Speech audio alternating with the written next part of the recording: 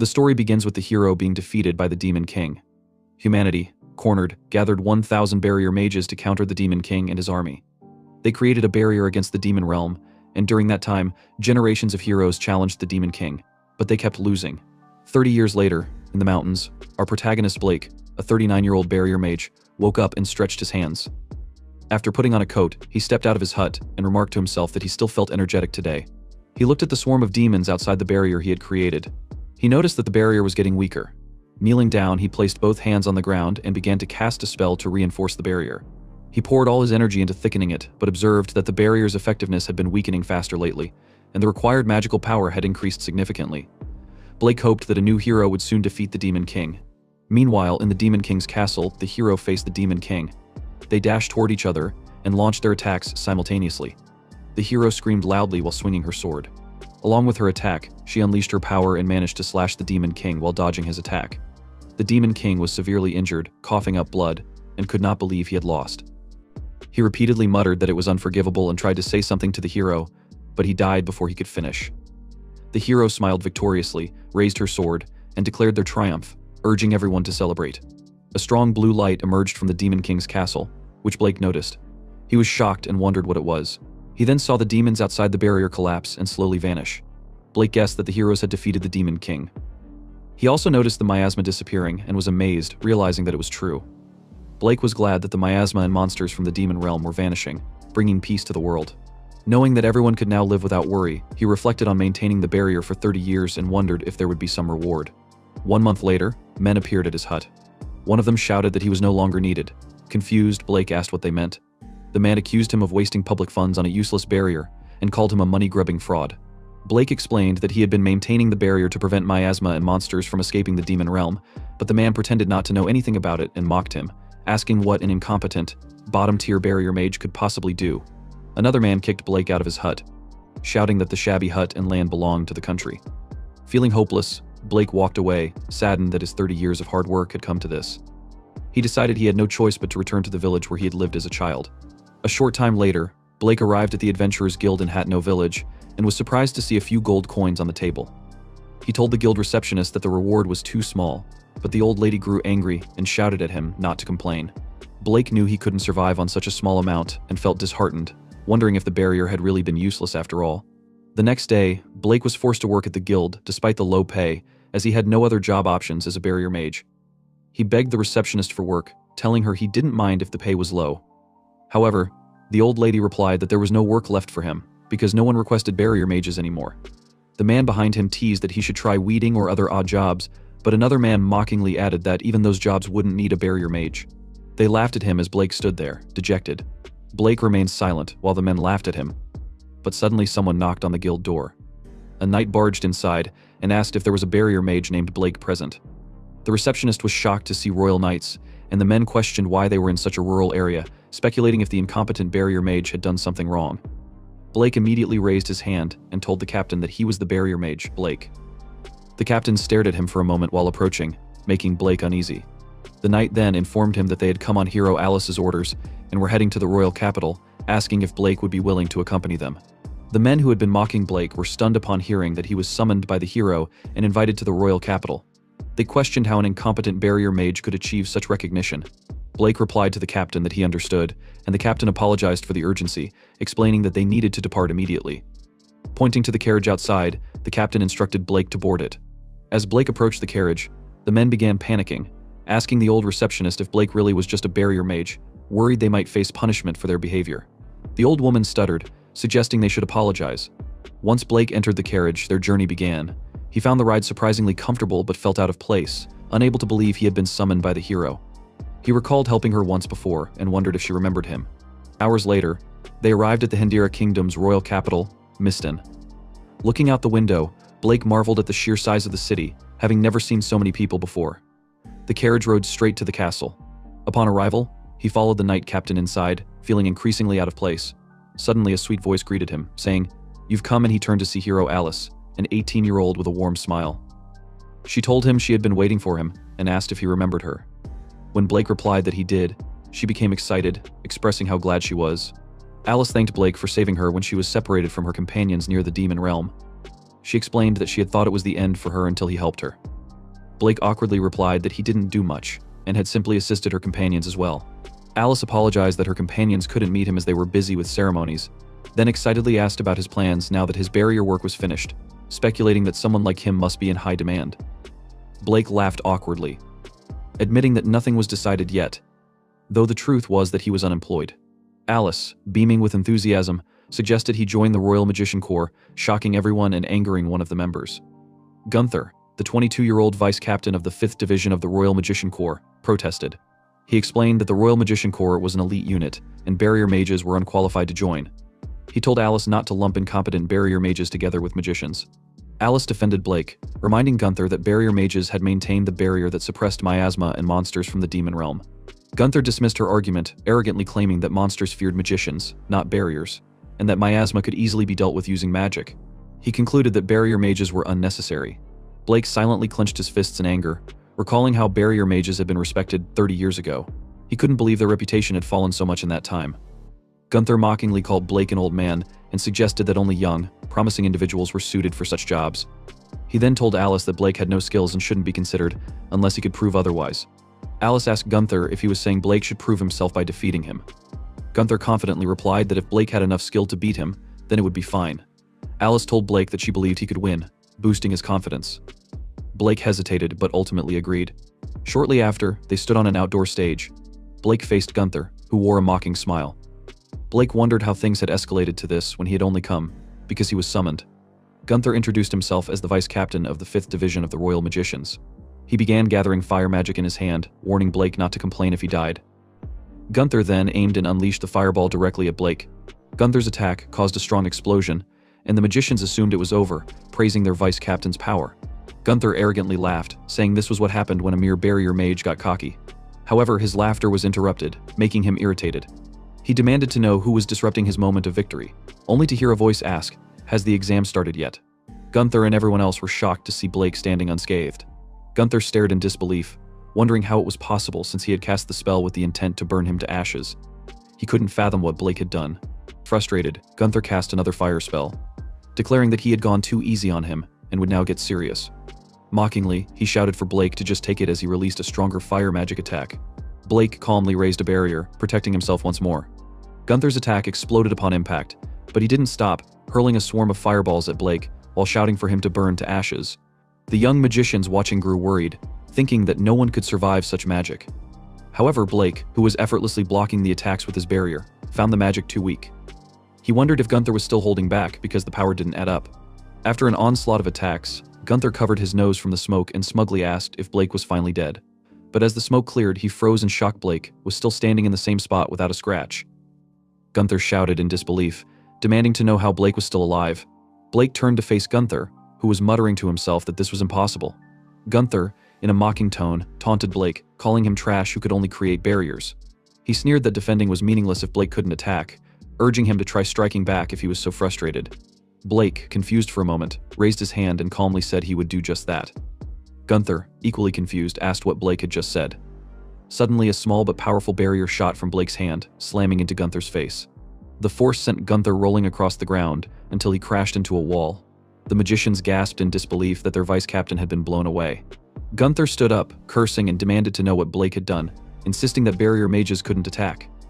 Blake simply replied that he had moved the barrier and demonstrated the technique. Gunther shouted in outrage, claiming that barriers were meant to be stationary and moving them made no sense. Blake awkwardly explained that after 30 years of setting up barriers, he had gotten the hang of it, jokingly asking if it counted as cheating. The magicians began whispering among themselves, questioning if the barrier mage was actually stronger than the vice captain. They noted that Blake had taken all the attacks without a single scratch. Hearing their whispers, Gunther grew enraged, wondering how he could lose to Trash. Realizing his position was slipping, he glanced at his team, who silently nodded back at him. They cast a spell to create a small fireball behind Blake. The fireball grew larger and attempted to burn him from behind, but Blake's shield activated automatically, protecting him. The crowd was stunned, but Alice smiled knowingly. Blake, oblivious, turned and asked if something had hit him, wondering if it was a stone. Gunther, watching in disbelief, realized the barrier activated on its own. "What the hell is this guy?" he muttered. Alice stared at Blake, a glimmer of pride in her eyes, thinking that Blake had proven his strength. Furious, Gunther prepared another spell. He couldn't accept ending the duel in such humiliation. Pouring all his mana into a final attack, He prepared to release an advanced fire magic spell. The young magicians, sensing the danger, fled, knowing they would be caught in the blast. Gunther shouted at Blake, declaring that he would kill him with this full power attack, and unleashed a massive fire cannonball. Blake didn't even move as the enormous spell barreled toward him. The magicians behind him screamed in fear, but Alice remained calm. She knew advanced magic couldn't be blocked by an ordinary barrier, but she believed in Blake, as one time when they surrounded by demon, he had killed demons by simply moving his barriers. As she expected, Blake effortlessly nullified the fire cannonball, leaving Gunther in stunned disbelief. Gunther fell to his knees, repeatedly muttering that it was impossible. His strongest magic had failed, and his mana was completely depleted. The crowd murmured in awe, realizing that Blake had won. Alice proudly announced that Blake had proven himself and declared that the Barrier Mage squad had triumphed. She insisted Blake was qualified to join the Royal Magician Corps. Gunther tried to argue, shouting that Blake wasn't the only Barrier Mage. He demanded to know what had happened to the others. Investigators arrived, reporting that most of the other Barrier Mages had either died or abandoned their duties, embezzling funds in the process. Gradually, they had disappeared, leaving Blake as the sole Barrier Mage maintaining the vast barrier around the demon realm. Blake understood, realizing why his mana for setting up barriers kept increasing. Gunther, stunned, shouted at the investigator, questioning how Blake alone could manage a barrier over an area larger than the entire kingdom of Hendria. He pressed further, asking the investigator if his saying Blake maintaining a barrier that scaled by himself. Alice smiled, realizing Blake had exceeded all expectations. Suddenly, a voice interrupted the commotion. A figure entered the scene, demanding to know what was going on. Gunther froze in shock. It was Lancelot, the captain of the First Division. Everyone was amazed to see Lancelot, the top captain of the First Division, as it was their first time seeing him up close. Lancelot ordered Gunther to explain what was going on. Before Gunther could respond, Alice appeared next to Lancelot and explained that she had recommended Blake, the Barrier Mage, to join the Royal Magician Corps. However, Gunther had doubted Blake's abilities, leading to a practical test. Lancelot asked Alice to confirm if this meant they had conducted a duel, and she replied affirmatively. Gunther angrily glared at Blake, but Blake remained calm. Lancelot then turned to Gunther and remarked that it appeared he had lost. Gunther, flustered, tried to excuse himself by claiming he had gone easy on Blake, insisting it wouldn't have been appropriate to go all out against a mere barrier mage. Lancelot firmly cut him off, stating that he had heard enough of his pathetic excuses. Gunther's frustration was evident, but he didn't dare talk back in fear of Lancelot's authority. Lancelot approached Blake and said that regardless of one's title, if they had the skills, they would be allowed to join. He officially declared Blake a member of the Royal Magician Corps, much to Blake's surprise. The other magicians were equally stunned that Lancelot was allowing a barrier mage into the elite corps, but having witnessed Blake defeat the 5th Division vice captain, they had no objections. Blake smiled in disbelief, wondering if someone like him, who had spent 30 years maintaining barriers, could truly belong in the kingdom's top magician corps. Alice then stepped forward, smiling brightly, and congratulated him. She sweetly told him that she had always believed in him. Blake thanked her, saying it was all thanks to her. Alice brushed it off, suggesting they go out to celebrate instead. Before they could leave, Lancelot appeared behind Alice and sternly asked if she thought she had time for celebrations. Alice sighed in frustration as the magicians grabbed her, and Lancelot reminded her that they needed to get back to work. She resisted, calling out to Blake for help, but they dragged her away despite her protests. Afterward, Lancelot turned to Blake and remarked that Alice seemed to favor him. He asked what kind of relationship Blake had with her. Blake calmly replied that they were merely acquaintances. Lancelot nodded but warned him that many people tried to get close to the hero for ulterior motives, cautioning Blake not to be one of them. With that, Lancelot walked away, while Gunther glared at Blake with pure hatred. A few days later, Blake arrived at the Royal Magician Corps dormitory. He was surprised by the size and grandeur of the building. Upon entering, he looked around nervously, searching for his assigned room. As he wandered, a group of young women noticed him and began whispering among themselves. They wondered why an older man was in the dormitory, noting that he didn't look like a superior officer. His shabby clothes made them suspect he was a commoner. Feeling awkward under their stares, Blake quickly walked away, deciding to find his room as soon as possible. After a few minutes, he located room 206, the room assigned to him. He knocked on the door and opened it, excusing himself as he entered. Inside, a young trainee of the Royal Magician Corps, 16-year-old Sven, turned to face him and asked bluntly, "Who are you?" Blake greeted Sven and introduced himself as his new roommate, starting today. Sven immediately asked, "Why is there an old guy here?" After Blake explained everything, Sven shouted in disbelief, asking if Blake was claiming that he had been recommended by the hero and had defeated Vice Captain Gunther to join the Royal Magician Corps. Sven then shouted at him not to lie, prompting Blake to realize that, from an objective perspective, it did sound unbelievable. Sven began shaking, making Blake worriedly ask if he was alright. Sven then shouted that his life in the Corps was over because an old liar guy was on the same team as him. Confused, Blake asked what he meant by same team. Sven explained that roommates were placed on the same team in the new trainee division. Blake nodded in understanding and apologized for being an old man, but assured Sven that he would do his best not to hold him back. Feeling guilty, Sven stuttered that it wasn't entirely Blake's fault. Sven suddenly stopped and noticed Blake's hair, commenting that it was a mess and would get in the way during training. He asked if Blake wanted him to cut it for him. Minutes later, Sven finished cutting Blake's hair and asked how it was. Blake thanked him, saying he felt refreshed. Suddenly, Sven snapped, realizing it was almost time for training. He hurriedly told Blake to change into his uniform, to which Blake quickly agreed. A moment later, they met the Reis and Clara, two 16-year-old trainees of the Royal Magician Corps. The Reis asked Sven who the old guy was, and Clara mentioned that she had never seen him before. Sven replied that Blake was apparently on their team, and Blake greeted them. The Reis was shocked and shouted, asking why an old man was on their team, and if it wasn't strange to have him as a new recruit. Clara tried to calm her down, saying she was going too far, but the Reis retorted that Clara was probably thinking the same thing.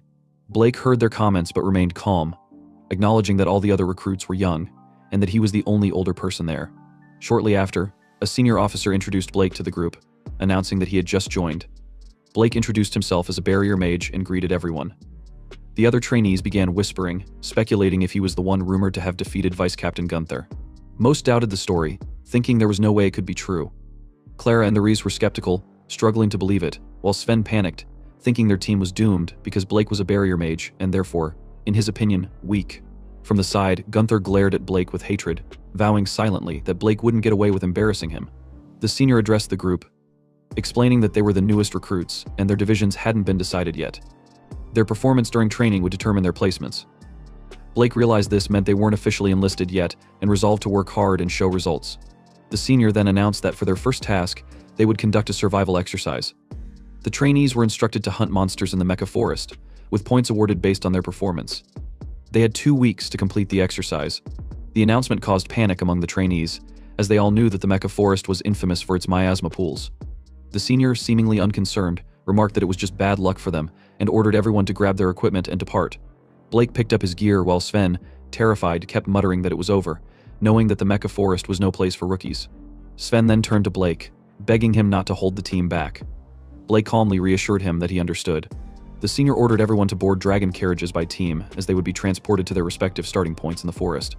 Everyone climbed into their carriages, unaware that Gunther was secretly plotting to make Blake's life hell during the exercise. After hours of traveling, they arrived at the forest. Sven was stunned with horror when he saw the place and shouted, asking what kind of hellish place it was. Sven asked why they had started from a mountaintop far from the forest. Clara observed that it seemed there were no other teams nearby, prompting the Reis to ask if they had drawn the short straw. Sven shouted in despair that it was over, and that they were totally screwed. He added that he had dreamed of joining the Royal Magician Corps, but this was what he got instead. The Reis snapped at Sven, calling him pathetic and reminding him that, as the team leader, he should at least say, "Follow me," or something encouraging. Sven angrily shouted back for her to shut up, complaining that he had only been appointed team leader out of nowhere. Blake excused himself from their argument, causing Sven and the Reis to turn to him in irritation and ask what he wanted. Blake calmly suggested that they look at the map and figure out where they were. He added that he'd like to know their exact location. Sven and the Reis exchanged silent glances before Sven reluctantly opened the map. He pointed out their current position. Clara commented that it was quite far from their target, but they might make it if they hurried. The Reis, however, questioned if it was even possible unless they rushed the whole way. Blake asked if they should leave immediately, and Sven begrudgingly agreed, saying they had no choice. The Reis sighed in frustration but told the group to steel themselves for the journey. They began descending the mountaintop and continued walking for hours. Sven grumbled that the luggage was too heavy, making it difficult to walk. The Reis, visibly tired, stuttered while asking if they were still not at Mecha Forest yet. Clara glanced at Blake and noticed that, unlike the rest of them, the older man wasn't even breaking a sweat. She silently wondered if Blake was used to such strenuous travel. Hours passed, and night had fallen by the time they arrived at Mecha Forest. Sven immediately noticed the intense miasma in the air, and the Reis agreed, noting that a normal person without resistance would die instantly upon entering. Clara reassured them that as magicians, they should be fine with that level of miasma. The Reis then asked Sven to confirm their target, a level 2 Komodo dragon. Sven agreed and pointed out that the location of its nest was marked on the map. Blake, curious, asked what the level system referred to, shocking Sven that he didn't know. Sven explained that monsters were classified into 10 levels of strength, with level 1 being the weakest and level 10 the strongest. Blake thanked Sven for the information, and Sven proudly replied, not to mention it. But before Sven could bask in his explanation, Therese and Clara began walking ahead. Therese called back to them, asking what they were doing and reminding them that they needed to keep moving. Sven, startled, shouted for them not to leave him behind as he scrambled to catch up. An hour passed as they continued their trek through the forest. Suddenly, rustling came from a nearby bush.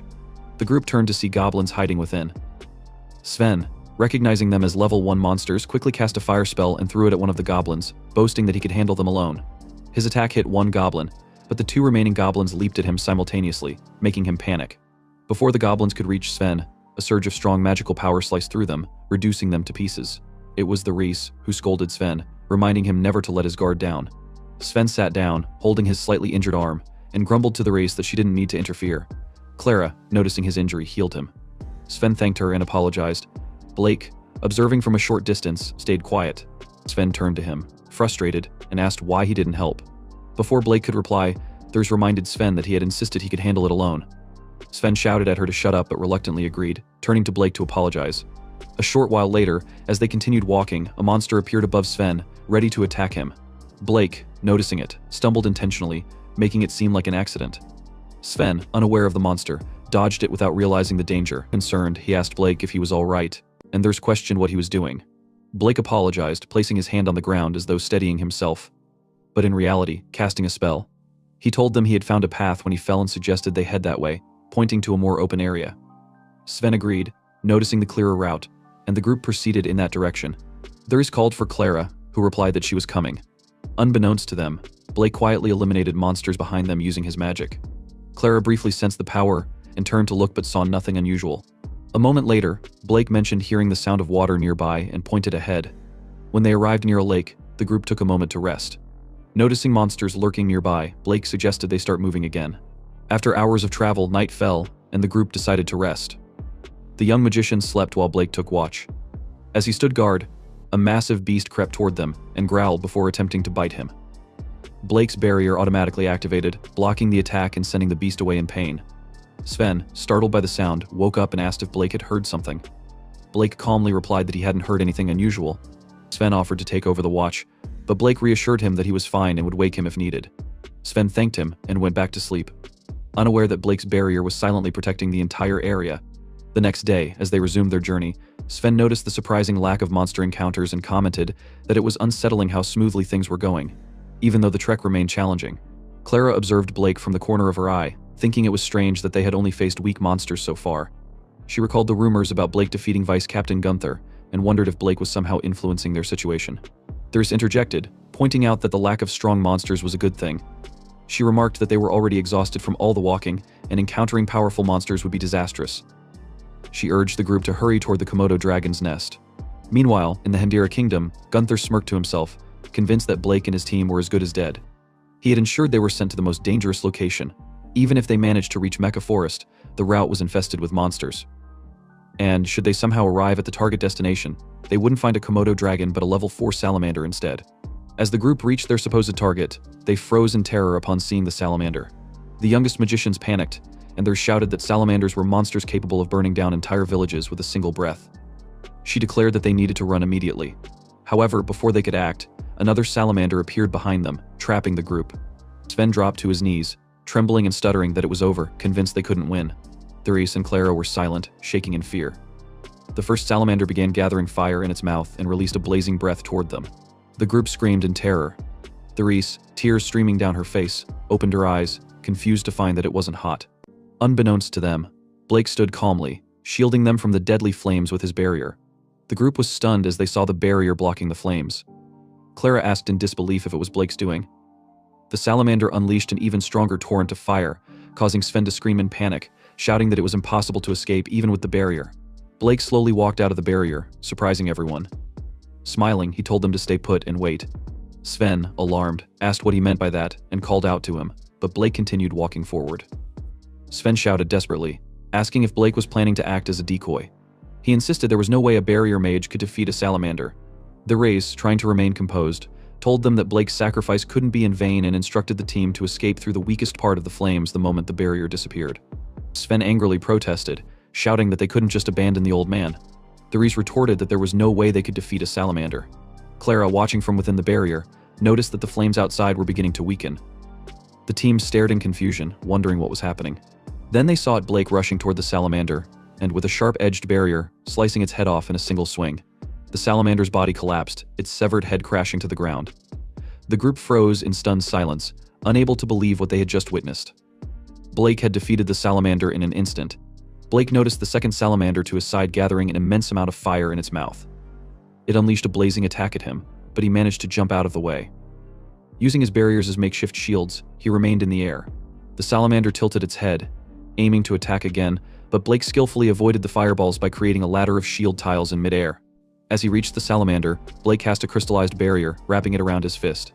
He launched his fist toward the salamander, striking its head with tremendous force. The impact slammed the salamander into the ground, shattering the earth beneath it.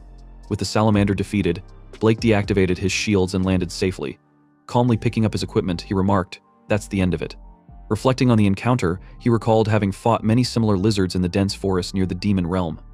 He speculated that these salamanders, though said to be level 4, were probably just weaker individuals.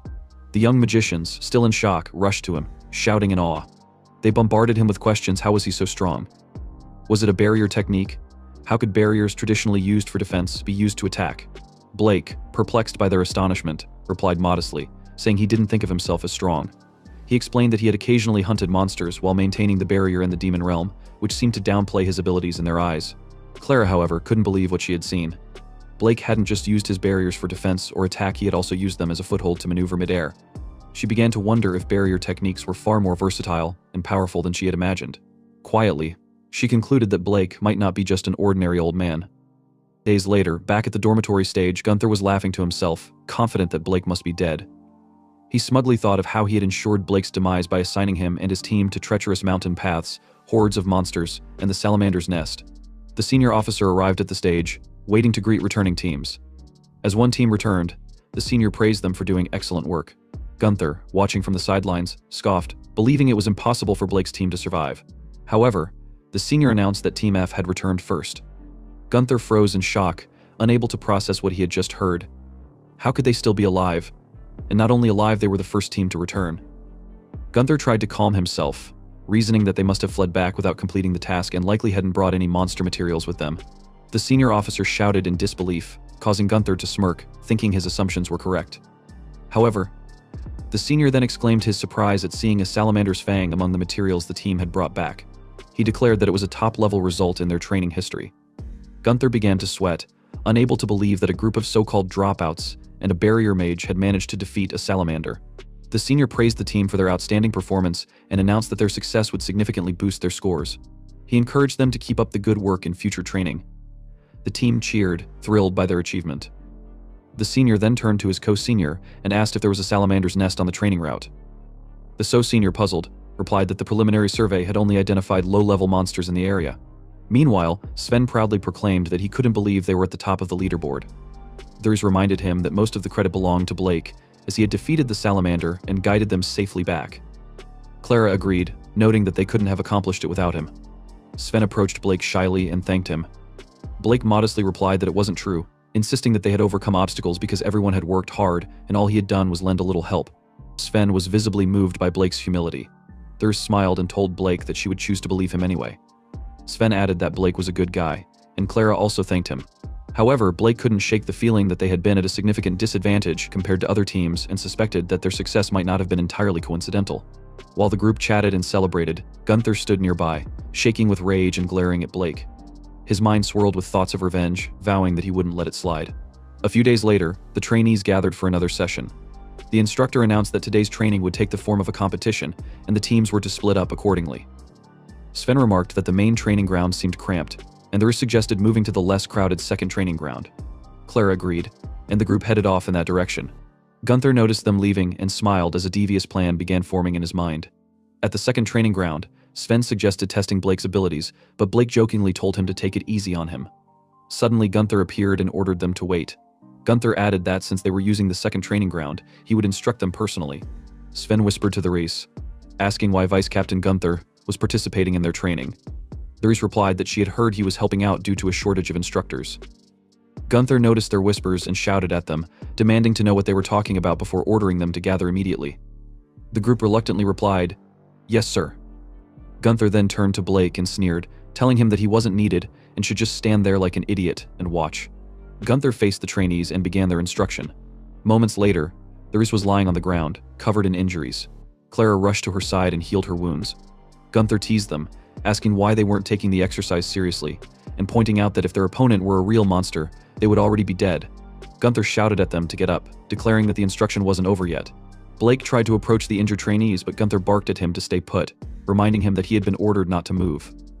Gunther mockingly explained that he was only instructing the trainees because they were weak. Blake glared at Gunther in anger, but Gunther merely smirked, pleased to see the frustration on Blake's face. It was exactly what he wanted to make Blake feel powerless. Gunther turned back to the trainees, demanding they stop dawdling and get into position. Gathering fire magic in his hands, he aimed it at the group. "If you can't get into position," he shouted, "I'll make you." Gunther released a torrent of fire toward the terrified trainees, who screamed in fear. Gunther's attack exploded, but he teasingly told Blake that it seemed his comrades had gotten into quite a predicament and that his hand had slipped because Blake had insulted him. Gunther then faced Blake and told him not to misunderstand it was just guidance, and he hadn't killed them. However, he admitted he might have gotten a bit too passionate with the guidance, so they were probably a bit singed. Gunther proudly pointed at the new trainees, telling Blake that the smoke was starting to clear and that he should behold the miserable state of his comrades. But when the smoke disappeared, the trainees were safe, thanks to a shield. This shocked Gunther, who asked why they were unharmed. Sven looked at his body, wondering if it was a barrier, and if the old man had created it. Gunther glanced at Blake, wondering if he had done something, but noticed that Blake hadn't moved. Meanwhile, the instructors noticed the situation between Gunther and Team F. They also saw that the trainees looked pretty beaten up and asked what had happened. Gunther explained that he was giving them guidance, but it seemed the trainees had reached their limit, and he was just about to wrap things up. However, Sven shouted that it wasn't guidance but bullying, and Therese angrily added that she was furious Gunther had planned to end it like that. Blake observed them, and Clara firmly said that she wanted to win with everyone's power. The three trainees confidently looked at Blake, and he nodded in response. They all then told Gunther that they could still keep going, urging him to continue the guidance and promising they wouldn't lose. The instructors were touched by their determination and encouraged them to hang in there and not lose to the vice captain. Gunther, annoyed but unable to back out without losing face, agreed. The trainees encouraged each other to work together and win. Gunther unleashed his fire magic, telling them there was no way they could beat him. He attacked with a huge fireball, but they didn't even flinch, remaining unharmed thanks to Blake's shield. Sven teasingly told Gunther that his magic wouldn't work on them. Gunther was shocked to see a barrier around them, and called them cowards. However, the trainees simply aimed their magic at Gunther, while Sven mockingly asked who was really being underhanded, calling Gunther a bastard. The trainees then launched their combined attack at Gunther. Sven was thrilled that they had managed to land a hit, but Gunther furiously glared at them, and called them bastards, threatening that they wouldn't get away with it. This shocked and frightened them. Blake immediately jumped in to protect the trainees, glaring at Gunther. Suddenly, one of the instructors shouted that it was enough and demanded to know what Gunther was doing. Gunther tried to explain that he was just providing guidance, but the instructor sternly told him to stop making excuses. He stated that he knew Gunther held a grudge against Blake and had been harassing Team F. The instructor revealed that he had investigated everything and angrily announced that, as of that day, Gunther was relieved of his duties and should prepare for demotion. Gunther was left speechless, wondering why he had to suffer like this, and blaming it all on Blake. A moment later, they were in the room when Sven remarked that Gunther got what he deserved, which they all agreed with. Therese added that it felt so good to see it, and mentioned that even their starting point for the exercise seemed to have been part of Gunther's harassment. Sven called Gunther a scumbag for holding a grudge against Blake. Blake apologized to them for causing trouble because of him, but Sven immediately told him it wasn't his fault. Therese agreed that they had gotten caught up in it, prompting Sven to tell her not to say things like that. They all gathered around Blake and asked him how he was so strong. Therese told him that he was using barriers unlike anything she had ever seen, and Clara said she was interested. He was about to reply when there was a knock on the door. A lady opened it and informed him that, by order of Lady Edda, the Witch of Wisdom, they had come to escort him. Confused, he pointed at himself, but the lady grabbed him and dragged him out of the room, saying they should depart at once. Therese asked if she meant Edda, the hero's party member, while Clara wondered aloud who Blake really was. A moment later, they arrived at the Hendria Kingdom, specifically at the Magic Research Institute. The Witch of Wisdom and director of the institute, 13-year-old Edda, greeted him and said it had been a while. He greeted her back, telling her he was glad to see that she was doing well. He was about to pat her head when the lady stopped him, stuttering as she reminded him that Edda was a once-in-a-generation genius magician, and treating her like a child was extremely disrespectful. He apologized to Edda and asked if she didn't like it, but Edda replied that it was fine and she didn't mind. Edda quickly moved to the point, explaining that the reason she called him there was to borrow his power to capture monsters. She explained that capturing monsters was difficult. Physical cages didn't work because the monsters would just rampage. Furthermore, while it varied by individual, monsters emitted miasma, which limited research to on-site studies. Even then, those studies had their limits. Eda added that if they could capture and examine monsters at the Research Institute, they could investigate monster ecology and characteristics, analyze miasma, and potentially develop countermeasures against it. Blake noted that heroes had the goddess's protection, allowing them to completely block miasma. This meant only the hero's party could enter the demon realm with its high miasma concentration. Returning to the original topic, Eda asked Blake if he could capture monsters of level 5 or higher using his barriers. One of the ladies interrupted, saying Eda was overestimating barrier mages and that such a thing wasn't possible. However, Blake simply replied that he thought he could. The lady was shocked and asked him to repeat what he had said. He calmly reiterated that he could capture monsters of level 5 or higher, which made Eda relax and smile. He reasoned that if a salamander was level 4, capturing level 5 monsters should be fine. However, the lady angrily shouted at him, accusing him of making outrageous claims just because Eda was present. She insisted that there was no way he could do it with mere barriers. Blake reassured her that he thought it would be fine, but the lady accused him of lying. Eda intervened, firmly stating that Blake's cooperation had already been decided, and she wouldn't tolerate further objections. This frightened the ladies, who immediately apologized. Eda then told Blake not to worry about the Magician Corps because she would submit a request to count his research cooperation as training. Blake acknowledged her plan and thanked her. However, the lady silently speculated that Blake might have some kind of leverage over Eda and decided they needed to protect her, which gave Blake a bad feeling and made him worried. Eda then loudly announced that they were heading to the abandoned Berber mine and instructed everyone to move out immediately. Minutes later, they were all ready. Eda told Blake that it was a stroke of luck to be reunited with her benefactor. She asked him if he had met the others, to which he replied that he had met Alice, and Alice seemed to be doing well. This made Eda laugh as she remarked that Alice was always like that. They laughed together, which irritated the lady, who wondered why Blake seemed to get along so well with Eda when he was just a mere barrier mage. Eda then recounted that if he hadn't saved them in the Forest of Death, they would have undoubtedly lost their lives. Blake recalled that day. He had been hunting in the forest just outside the demon realm, the Forest of Death. By chance, he had found someone alive being attacked by monsters, so he stepped in to save her. When he asked Alice if she was alright, she begged him to help her comrades. He immediately carried Alice and searched the area, eventually finding Eda surrounded by monsters. Eda explained that the Forest of Death bewilders the senses of those who enter, causing them to get separated and wander aimlessly. She added that if he hadn't saved them, they would have died there and thanked him again for his help. Blake whispered to her that he hadn't done anything special, but she laughed and told him he hadn't changed a bit. Suddenly, children ran past them, happily playing. Blake observed them and remarked that they looked like they were having fun. He shared that he had been maintaining barriers alone since he was 9 and envied that kind of carefree life. Eda responded, surprised, that he had been alone all that time. Blake wondered if she had ever played like that, but Eda proudly replied that she was a natural-born genius magician and would never have played with children. Yet, as she peeked at the children, her gaze softened, and she stared at them sadly. A few days later, they arrived at the abandoned Berber mine. They noticed there was more miasma than they had expected. The lady remarked to Eda that it seemed dangerous for anyone except her. Eda then asked Blake if it was possible for him to create a barrier around them and move it. The lady softly doubted it, wondering if such a thing was possible. Blake replied that he could, making the lady shout in disbelief, insisting there was no way it was possible. Without a word, Blake began casting his barrier magic and walked into the dense miasma. The lady shouted that entering such high-density miasma was suicidal, and that this was the result of trying to show off. But Blake turned back and casually asked if they weren't coming, leaving them all stunned that he was still alive. Eda remarked that the effects of Blake's barrier were as they could see and decided they should leave the dragon carriage behind, as it couldn't enter the mine. This further shocked the group. As they entered the mine, they marveled that the barrier truly protected them from such an intense level of miasma, something they had never even heard of before. Despite this, the lady arrogantly claimed that a barrier blocking miasma wasn't that impressive. As they walked deeper into the mine, Blake noted that there were no monsters nearby. Eddie explained that it seemed there was a miasma pool deep inside. Blake surmised that this meant there must be a creature causing the miasma. Eda added that it could also be a cursed object or a natural phenomenon. She elaborated that cursed objects, whether created by humans or naturally occurring in ominous places, generate miasma. Sometimes powerful monsters that produce large amounts of miasma are suddenly born. Miasma creates monsters, which in turn intensify the miasma, resulting in the birth of even more monsters. The Demon King was the ultimate example of this cycle. Eda explained that, strangely enough, when they defeated the monster that was the source of the miasma, all monsters born from the miasma disappeared. Similarly, when the Demon King was defeated, half of the monsters in the demon realm vanished. However, not all monsters in the world disappeared. Blake smiled as Eda explained. Eda added that, if they could understand the principle behind the creation of miasma and monsters, they might be able to devise countermeasures, making their mission extremely important. Eda didn't see the stone in front of her and accidentally tripped. Fortunately, Blake caught her from behind just in time, making her shy. He then asked if she was okay, but she simply apologized. Blake told her that the uneven ground was hard to see, so it might be dangerous, and asked if she would like him to carry her on his back.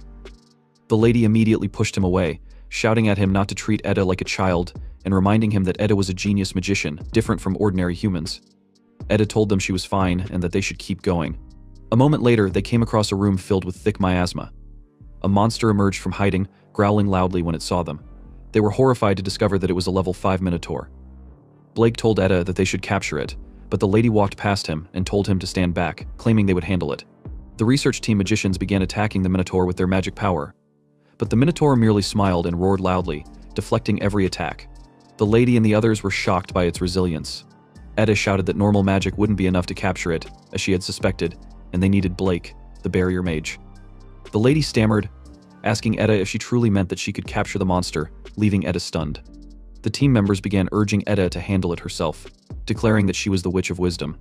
Under pressure, Eda clenched her teeth and stepped forward, agreeing with her team. She raised her wand and stood in front of the minotaur, determined but visibly tense. Blake watched her with worry as she prepared her magic. The minotaur let out a deafening roar, stunning Eda in place. Noticing her hesitation, Blake saw the minotaur raise its massive axe and swing it at her. Fortunately, a strong barrier appeared, blocking the attack, shocking the lady and the other team members. Blake quickly surrounded the minotaur with his barrier, tightly locking it inside. The lady stammered before shouting at him not to interfere and to stay out of Eda's way. Eda interrupted, shouting for them to stop and reminding them that they had brought Blake specifically to capture the monster. Still fearful, the lady argued that the barrier would surely be destroyed. Eda calmly told them to look at the monster and explained that a refined barrier could block and purify miasma. By sealing the monster within the barrier, they could weaken it. The lady stuttered, admitting she hadn't known barriers had such effects. Eda approached the barrier, astonished to see the level 5 monster rendered completely powerless. She thought it was an incredible feat, knowing her magic couldn't achieve such results. Turning around, Eda thanked Blake for capturing the monster. She then told everyone that they should return immediately. Walking past Blake with a smile, she told him he had saved them, and to keep carrying the monster like that. Blake watched her walk out first, wondering with concern if she had been scared. Days later, Eda praised everyone for doing a great job and announced that they could now begin researching the captured monsters. The team stared at the huge minotaur in front of them. Eda knocked on the barrier holding the minotaur and remarked that barriers were truly convenient, as they could move such a large body with ease. She asked Blake how long he could maintain the barrier, to which he replied that as long as he was nearby, he could maintain it semi-permanently. However, he added that normal barriers lose their effect when the magic supply is cut off. Eda noted that this was problematic and asked if there was a way around it. The lady suggested that it might be better to recapture the monster using Eda's magic power, but Blake pulled out a seal mark and told Eda it should solve the issue. The lady became irritated, asking if there was anything Blake couldn't do. Eda asked him what the seal mark was, and Blake explained that it was a magic circle he had created to maintain the barrier around the demon realm. It could automatically sustain the barrier for a while without constant input of magic power. Eda paused, remembering seeing something similar near the demon realm. She mentioned that she had never heard of such a magic circle and commented that the creator must have been quite remarkable. Blake awkwardly laughed and thanked her, surprising Eda. She asked if he had created it himself, to which he simply replied yes. He then explained that he believed he was around 9 years old when he developed it. Blake elaborated, saying that 30 years ago, as the demon realm's miasma was eroding the continent, barrier mages were gathered to address the crisis. However, there was nothing prepared for them, and at first they had to maintain the barrier directly. Naturally, this meant they couldn't leave their posts. To solve this, he developed a magic circle that could store magical power. By injecting magic power into it, the barrier could be maintained for extended periods, allowing the mages to take breaks and get food. He added that with 100 people replenishing the magic power, they planned to create a barrier around the entire demon realm. However, in the end, it seemed he was the only one left to carry out the task. As a result, the process required a massive amount of magic power, which was extremely difficult. Everyone was shocked upon hearing his story. Noticing their reactions, Blake asked if something was wrong. Eda excitedly told him that he had accomplished something incredible and asked why he wasn't boasting about it more. He replied that it wasn't really a big deal, then placed both his hands on the magic circle and suggested they set aside that story for now. Blake began casting magic power and asked Eda if they should activate the barrier magic circle. He then cast a barrier around the minotaur, telling her that it should last for a few hours. Just to be safe, he said he would stay nearby during the research. Eda smiled, and told him that was very helpful. Eda announced to everyone that the research could now begin and tasked her team with analyzing the monsters in miasma. They all agreed enthusiastically and quickly got to work. Moments later, the research team was busy while Blake stood guard over the Minotaur. Later that night, everyone else had gone to rest, leaving only Blake and Eda in the lab. The lady excused herself, and Blake noticed that everyone except Eda had gone home. Eda, still busy with her work, told him she had prepared a room for him in the research facility. She suggested he feel free to return there any time and reminded him he only needed to be present when a magic injection was necessary. Blake asked her about herself. She replied that she had to continue advancing the research as quickly as possible to protect the citizens who feared the threat of monsters in miasma. Blake told her he would stay, which prompted Eda to ask if he was being considerate. She added that, if that was the case, it wasn't necessary. Blake replied that he was simply worried the barrier might break, as this was his first time setting up an injection-type barrier outside the demon realm. Eda, unfazed, told him to do as he pleased, to which Blake responded that he would. 1 week later, the team was still researching the monster in miasma. At night, as always, everyone had gone to rest, leaving only Eda and Blake in the lab. The lady excused herself to rest as well. Blake told Eda he was stepping out for a bit, and she simply signed for him to go. He then approached the lady and asked if she had a moment. The lady asked what it was, and Blake explained that he didn't mean to interfere with their policies but was curious why everyone except Eda left early. The lady angrily asked if he was being sarcastic, calling him an outsider, and told him not to meddle. Blake calmly replied that Eda had been researching alone the entire time and asked if they didn't intend to help her. The lady retorted that he didn't understand and explained that Eda was a genius, so there was nothing ordinary people like them could do to assist her. She added that Eda wasn't just a genius in magic but also in research, and no one could keep up with her. While they contributed during work hours, staying beyond that would only hinder Eda. Turning away, the lady told Blake that if he didn't need to stay, he should go home too. She then walked off, leaving him sighing in frustration. Returning to the research room, he found a tired little Eda asleep at her desk. He noticed the dark circles under her eyes and gently placed her coat over her to keep her warm. A few days later, Eda announced that it was lunchtime and told everyone to take a break. The team eagerly rushed out, discussing what they were eating and praising the cafeteria's steak. Left alone, Eda wearily pulled out a piece of bread. Blake told her that she had been cooped up in the lab and suggested she take a proper break too. She replied that she was planning to rest in her room and apologized for always keeping him there. Blake awkwardly laughed and assured her that he was staying because he wanted to. Eda then told him not to worry about her and to take a break himself, to which he reluctantly agreed. Blake headed to the cafeteria, where he saw the team enjoying their meals. One member commented that, as expected of Lady Eda, she continued researching alone, and her dedication was admirable. Others chimed in, proudly stating that they couldn't even compare to her and would only get in the way. They also mentioned that the research level was so high they didn't even understand what Eda was doing and praised her for being able to capture monsters on her own, without issue. The lady confidently told everyone to leave everything to Eda, saying all problems were solved by her genius. She added that Eda was a treasure of the Hendria kingdom, and as long as they followed her, everything would be fine. Blake disagreed, saying he didn't feel the same. The group stood up in anger, demanding to know what he meant. Blake seriously told them that simply praising Eda as a genius and leaving everything to her wasn't what adults should do. Eda was still just a 13-year-old child.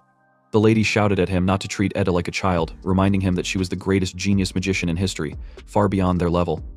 The others agreed, claiming that while Eda might look like a child, she was a mature adult on the inside and that Blake didn't understand anything. Blake conceded that Eda was incredibly talented in magic and research, likely more capable than most adults. However, he argued that this didn't necessarily mean she was an adult emotionally. He pointed out how Eda had looked enviously at the other children, and how she had been scared during their encounter with the Minotaur. He added that Eda was smart and kind, which was likely why she acted in ways that pleased the adults around her. Walking closer to the lady, Blake asked if they could truly say with certainty that Eda was an adult. He questioned whether they had ever had an honest conversation with her, tried to understand her feelings, or considered helping her. The group fell silent at his words.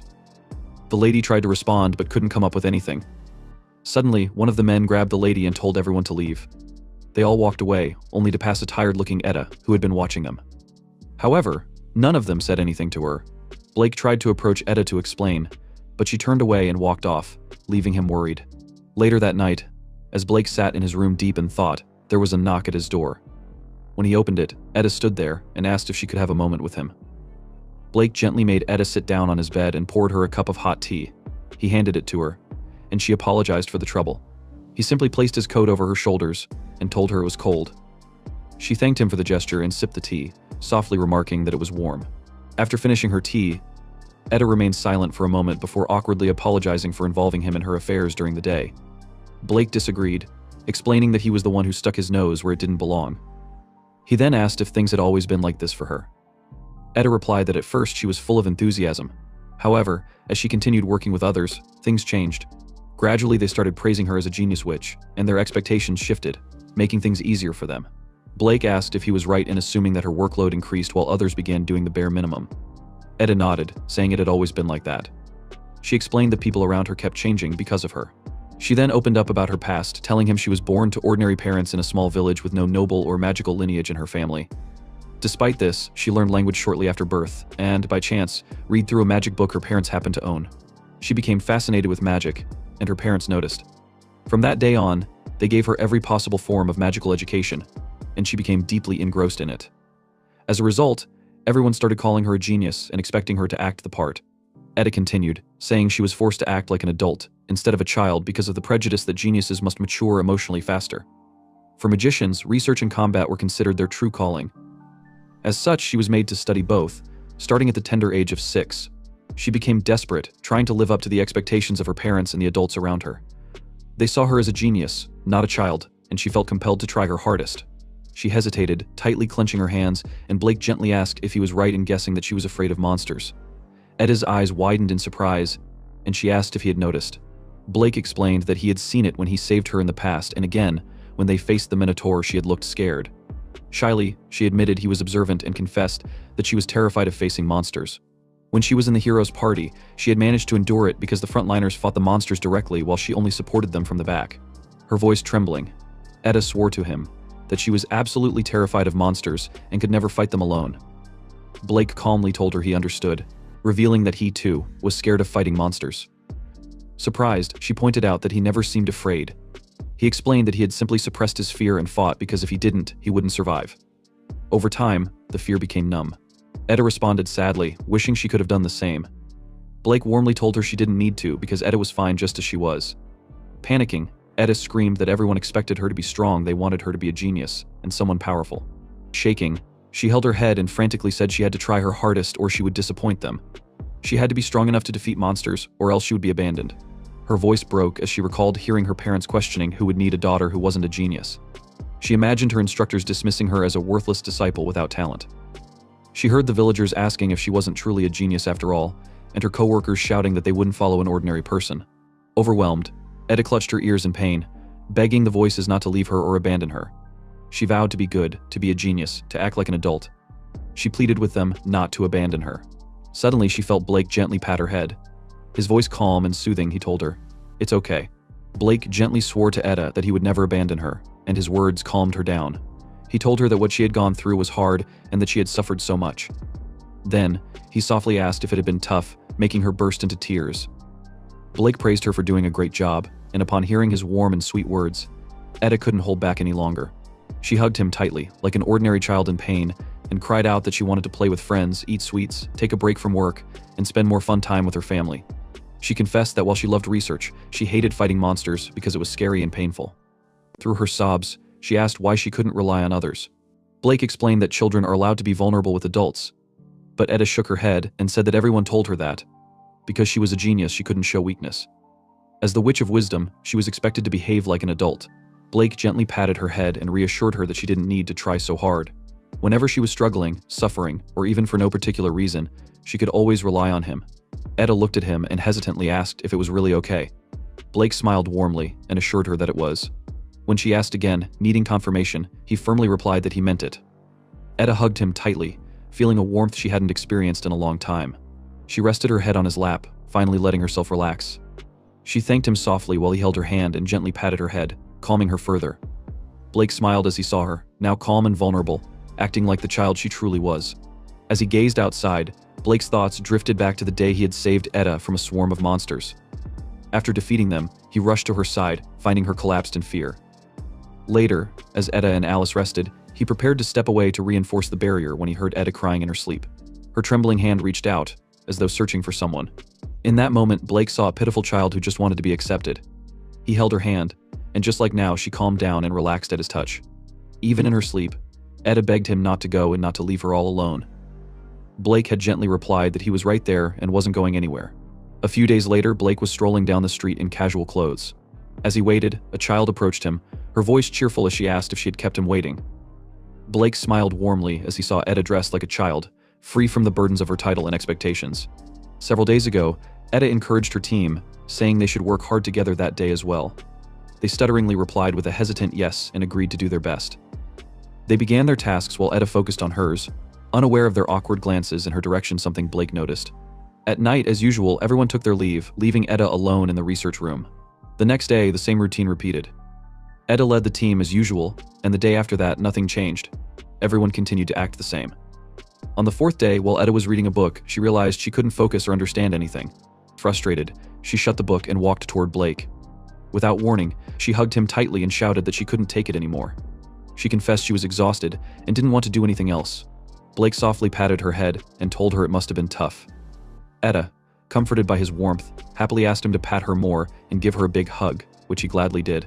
Noticing her stress, Blake wished he could do something for her. He asked if she had a day off the following day and whether there was anything she'd like to do. Eda replied that she wanted to go out with him. The next day, they met at the street market. Eda asked if she had kept him waiting, but Blake smiled and assured her he hadn't waited at all. He then asked if they should get going. As they strolled through the bustling market, both were amazed by the variety of stalls and the lively crowd. Blake asked if it was her first time visiting the market street, and Eda admitted that it was. She explained that since coming to the royal capital, she hadn't gone out much and had never played in the city before. Blake smiled and told her it was wonderful, confusing her. Taking her hand, he softly dragged her along, saying that exploring something for the first time was always more fun. Eda's excitement grew, and she wholeheartedly agreed. They explored the market together, sampling sweets and enjoying themselves. At one point, Eda noticed a group of children chasing each other and playing. Blake encouraged her to join them. Watching her play happily like a normal child made him smile. As night fell, the market stalls began to close, and it was time for Eda to say goodbye to her new friends. She smiled warmly at Blake and thanked him for the day. On their way back to the Magic Research Institute, Eda stopped to admire some shiny jewelry at a nearby stall. Blake noticed her gaze and asked if she had found something she liked, which made her flustered. She hesitated but began looking at the jewelry. Blake picked up a necklace with a shining blue pendant that she had been staring at and told the seller he would take it. Eda panicked, insisting she would pay for it herself, but Blake smiled and told her it was a gift. Stunned, Eda watched as he paid for the necklace. The seller handed it to Eda, and she proudly raised the necklace, thanking Blake with a big smile. She hugged the gift adorably, making the seller laugh and comment that Blake was a kind father with an adorable daughter. Both Blake and Eda froze in surprise before laughing together without correcting the misunderstanding. They returned to the institute, both in high spirits. 1 week later, the team gathered in the research room. Eda shyly apologized to everyone, admitting that she hadn't been able to figure out how to counter the miasma. However, she shared that she had come to reappreciate the usefulness of barrier techniques, especially for completely blocking and purifying miasma. She announced her plan to gather more barrier mages and advance their research on barriers. Turning to Blake, she asked if he would cooperate with them again. He smiled and replied with a confident yes. Before the conversation could continue, the lady interrupted, surprising both Eda and Blake. The entire team suddenly bowed deeply and sincerely apologized in unison. The lady confessed that, due to their inferiority complex, they had completely relied on Eda, shifting all responsibility onto her because she was a genius. Worse, they had neglected their efforts and grown complacent. She also admitted that, out of jealousy, they had behaved disrespectfully toward Blake, looking down on barrier mages to protect their own pride. They bowed again, apologizing to both Eda and Blake. Eda reassured them that it was all right and that she didn't mind. Blake agreed, saying he felt the same as Eda. Eda then placed her hand on the lady's shoulder, gently reminding her that relying on her entirely was troublesome. She encouraged them to put in more effort and work hard from now on. The lady, touched by Eda's words, thanked her for her kindness. The other members surrounded Blake to apologize as well. They admitted that the incident had made them understand the greatness of barrier techniques, recognizing them as truly amazing magic. While the group happily chatted with Blake, Eda quietly asked the lady why they had decided to apologize. The lady explained that it was thanks to Blake. She admitted that they had always noticed Eda wasn't feeling well and knew they were partly responsible for it. However, they lacked the courage to face their own helplessness. The lady added that Blake had scolded them, helped Eda, and made her cheerful again, which gave them the courage to take a step forward. She concluded by saying both Blake and his barrier techniques were truly wonderful. Eda immediately agreed, smiling as she told the lady from the bottom of her heart, Blake really is wonderful. The next day, the members of the research team and Eda escorted Blake outside. Eda told him she would let him know if there was any progress, to which he replied that he would be waiting. Then, calling him closer, she whispered if he would indulge her again. He smiled and assured her he would do so any time, making her smile while her team looked on in confusion. Blake waved goodbye and walked away, realizing he hadn't been back to the dormitory in a while and wondering how everyone was doing. Later, back at the dormitory, Therese shouted at him for being late coming home. Clara glared at him, and Sven shouted that he had been worried. Panicking at their reactions, Blake began explaining what had happened while he was away. Sven exclaimed in disbelief, saying they all knew only a select few could enter the Magic Research Institute, and being close to 2 members of the heroes' party seemed impossible. They wondered aloud if barrier magic was truly that incredible and began questioning who Blake really was. Blake asked how things had been while he was gone. Sven grinned, saying he had been waiting for that question. Proudly, he announced that he would show Blake the results of his training the next day. The next day at the training grounds, Therese, Clara, and Sven poured their magic power into their attacks, striking the training targets while Blake silently observed, though he couldn't help but feel worried. Sven cursed in frustration, shouting that he should be able to do better. Therese told him that getting stronger wasn't something that happened overnight. Another team passed by, mocking them as dropouts. They teased that they had barely passed before, and their recent success in the exercise must have been a fluke. Sven furiously shouted back, telling them to say whatever they wanted. Therese admitted that it couldn't be helped, as they really were dropouts. Clara agreed, adding that they had always been in last place. Sven, growing angrier, demanded to know if they were giving up and planning to rely on the old man again without doing anything themselves. Therese shouted that she didn't say that, but Sven turned and stormed off, saying he'd had enough and wouldn't give up. Therese whispered, wondering what was wrong with Sven, and Clara expressed concern. Blake quietly observed the situation. A moment later, Blake found Sven kneeling in front of him with his head down. Sven begged Blake to teach him magic, saying he needed to get stronger or he would be fired. Blake asked why Sven was going to such lengths, and Sven explained that he was the eldest son of a rural noble family and the only magician in their lineage. Because of this, he was expected to succeed. However, they were poor country nobles who couldn't live luxuriously. Sven wanted to earn money to improve his family's life. Blake told him he understood but reminded him that he only knew barrier techniques. Sven responded that he understood and was disappointed. Blake then offered to teach him combat techniques instead, which made Sven overjoyed. Sven begged Blake to start immediately, and Blake suggested beginning the next day. Sven excitedly thanked him over and over. The following day, Sven was irritated to see Therese and Clara there as well. Therese teased him, saying he couldn't get ahead of them so easily. Clara added that it wasn't fair to rely on the old man alone. Blake explained that he had invited them because they seemed to feel the same way as Sven. Sven reluctantly admitted it might be true but complained that he had gone through the trouble of begging first. Blake apologized for that. Clara, standing behind Blake, thought to herself that she might discover the secret to his strength. Until now, she had only been casually observing him, but today, she planned to pay closer attention. Blake suddenly looked back at her and smiled, surprising Clara.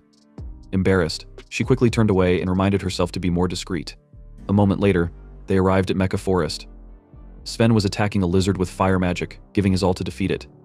When he successfully killed it, he proudly exclaimed that he could do it too. Suddenly he heard a noise behind him and turned, only to find another lizard lunging at him with its mouth wide open. Before he could react, a sharp barrier swung around and sliced the lizard into pieces. Blake reminded Sven not to let his guard down, and Sven apologized. They shouted that the monsters were multiplying. Blake calmly walked forward and told them he would demonstrate. Forming a barrier sword, he explained that when faced with many enemies, wide-range magic was best. With a single swing, he effortlessly decapitated the surrounding lizards. Therese, stunned, asked if he wasn't a bit too strong. Clara asked why he was so powerful, and Sven questioned how he could do this if he was just a barrier mage maintaining the demon realm's defenses. Blake was surprised by their reactions and smiled, telling them it was an old story that would take a while to explain. After their training, they sat in a safe spot. Blake began recounting his story, saying it all started 30 years ago when he was just 9 years old. He, who had a talent for barrier techniques, was taken to the demon realm. There he was tasked with creating barriers to suppress the miasma and monsters of the demon realm. They were given only meager wages, food, and water, and eventually they were abandoned. He explained that because of their mission to continuously maintain barriers, they couldn't move from their assigned spot. As a result, there was hardly any time to sleep. Despite this, he continued maintaining the barrier. However, food began running out, and they couldn't get more supplies. He reached his limit, both in terms of exhaustion and physical strength. That's when he came up with an idea to create a magic circle that would automatically maintain the barrier. Clara exclaimed that she knew almost no one could develop magic circles, and Sven asked if he wasn't mistaken in assuming Blake must have failed. Blake replied that he managed to succeed through sheer effort, shocking Sven, who found it hard to believe. Blake continued, explaining that within a few days he developed a magic circle that could be infused with magical power. On that day, he slept like a log. A few days later, he gave all his money to a passing merchant and asked him to relay the method for creating the magic circle to other barrier mages. However, his next problem was food and shelter. He decided to enter the nearby forest for hunting and gathering, but it was teeming with monsters. Frightened, he quickly ran back to the barrier. Although rations arrived every few months, even those eventually stopped coming. Desperate, he ventured into the forest again. He managed to gather some mushrooms but was spotted and attacked by a monster. Terrified, he ran for his life. With no other choice, he used his barrier to halt the monster for a moment, allowing him to return safely to the barrier. There wasn't much to gain, and the dense miasma in the forest required purification. Above all, his barriers were ineffective against monsters, so he resolved to become stronger. He focused on improving his barrier techniques, eventually succeeding in strengthening them to allow for short-term restraints. Thanks to these improvements, he could gather resources more efficiently. 3 years later, at the age of 12, he was hunting in the forest when a monster appeared beside him. He easily trapped it inside a square barrier and walked away, continuing his task. After years of training, his barrier techniques had become so refined that he could restrain most monsters for several minutes. He put down his gathered food and checked his magical power, feeling a sense of growth. However, he realized he still lacked the ability to defeat monsters. At that time, he realized that although his barriers were extremely sturdy, they couldn't be moved, making them unsuitable for attacking. Determined to find a solution, he worked tirelessly. 3 years later, when he was 15 years old, he finally succeeded in making the barriers mobile. He named this new method the offensive barrier technique. Using it, he hunted his first meat in years, purifying it to remove the miasma. He ate it with tears of joy. Driven by this success, he further researched barrier techniques, exploring their shapes, properties, hardness, softness, and viscosity. These efforts allowed him to create combat techniques using barriers, which he honed by fighting daily. As Blake narrated this story, a monster suddenly appeared behind him. The creature gathered fire in its mouth and hurled it at the group, but Blake effortlessly blocked it with a barrier, shocking the 3 kids. He leaped into the air, forming a sword by softening the barrier in his hand, and slashed the monster's head cleanly. He proudly told the kids that after years of hardship, he had become capable of such feats. The rest couldn't believe he had defeated another salamander in a single strike. Sven commented on how overwhelmingly strong Blake was, but Blake asked if they truly meant it, leaving them confused. Sven admitted he now understood why Blake was so powerful. Theirs added that Blake's background was incredible, while Clara silently reflected on how painful it must have been, yet Blake didn't show it. She thought to herself that he was truly amazing, which made Blake look at them with confusion. Blake then lectured them, saying that if they trained as he did, they could also grow stronger and quickly reach his level. Theirs questioned if such ignorance was terrifying, while Clara thought Blake was an insensitive old man. Sven, however, resolved not to be scared, thinking that if they wanted to become as strong as Blake, they had no choice but to try. As they heard monsters approaching, Blake excitedly pointed out 2 salamanders behind him, telling them they should fight the creatures next. He encouraged them, saying that if they gave it their best effort, they could defeat the monsters. Speechless and terrified, the 3 of them shouted in unison that there was no way they could fight them. Days later, in the kingdom, the elders followed Lancelot, praising him for his remarkable achievement of being appointed captain at such a young age. They admired his expertise in perfectly executing missions, which they expected from the Lord's flawless Lancelot. He told them that flawless was too grand a title for him, yet the elders praised his humility, calling it a wonderful trait. They remarked that there was no one better suited than Lancelot to become the next commander-in-chief. After saying their goodbyes, the elders departed, leaving Lancelot to remark to his comrade that the bureaucrat's eloquence was truly something else. His comrade responded that he believed their assessment of Lancelot was fair. Lancelot told his comrade that the elders were overestimating him, but his comrade insisted he should not be so modest since everyone relied on him. Lancelot walked silently, reflecting that he was not as exceptional as others believed. He thought of himself as someone with only a bit more talent than most and admitted that his magic skills had been stagnating lately.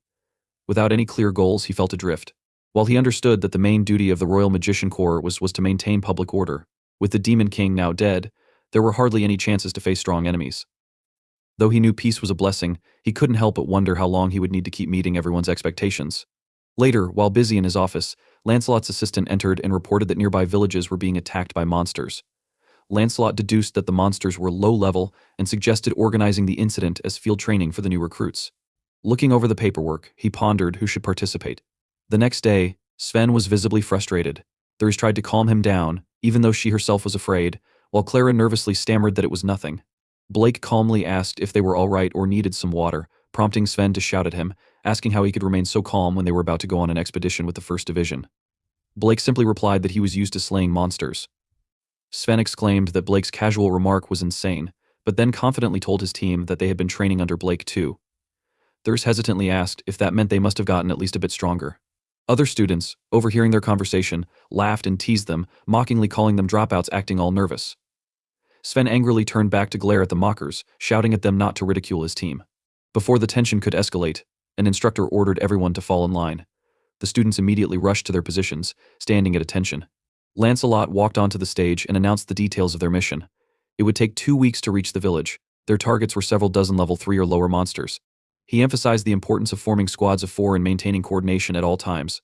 The recruits responded in unison with a resounding yes. The instructor then ordered them to begin their march, and the trainees followed the carriage out of the kingdom in a disciplined line. Hours into the march, the recruits were visibly fatigued. They had been walking in formation for 6 hours straight without a break. Many muttered complaints, saying they were dying from exhaustion as the steep slopes made their feet throb painfully.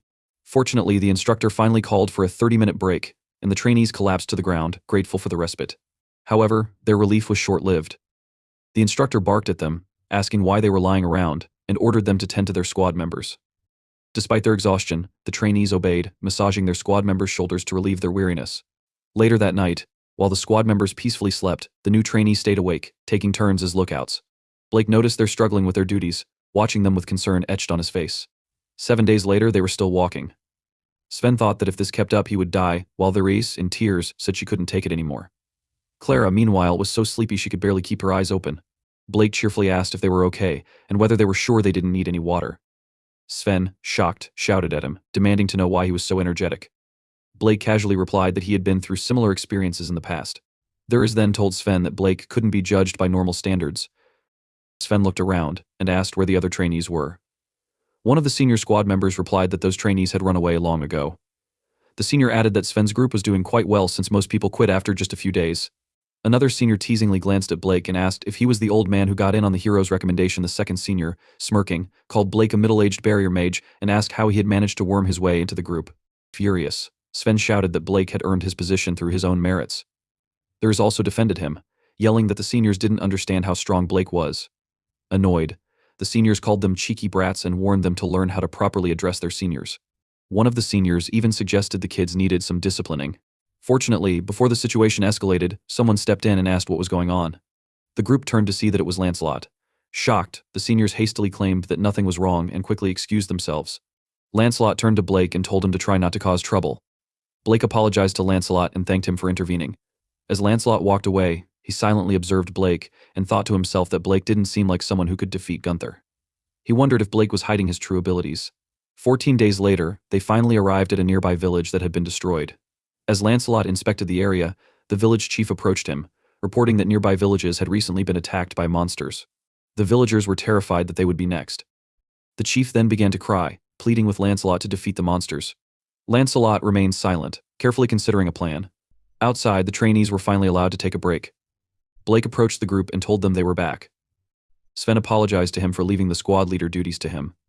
Before Blake could reply, the instructor called for all squad leaders to gather around. During the meeting, Lancelot informed the squad leaders that the village chief was lying. He pointed out that some of the houses were burned and that he hadn't seen any young women in the village. From this, he deduced that the villagers were likely already under threat from the monsters. The squad leaders praised Lancelot for seeing through the truth so quickly. Lancelot continued, advising them not to eat or drink anything from the village as a precaution. He warned that the monsters would likely attack during the night and announced his plan to ambush them. He then asked the leaders if they had any objections. Smiling, one of the leaders replied, "How could we object to Captain Lancelot's decision?"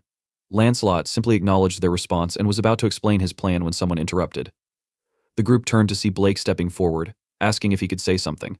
The squad leaders shouted at Blake, warning him not to get cocky and demanding to know how he dared to give his opinion to the captain. They accused him of being incredibly presumptuous. Lancelot silenced them, saying it was enough, and walked past the squad leaders to face Blake. He told them it didn't matter if Blake was a rookie, he wanted to hear his honest opinion.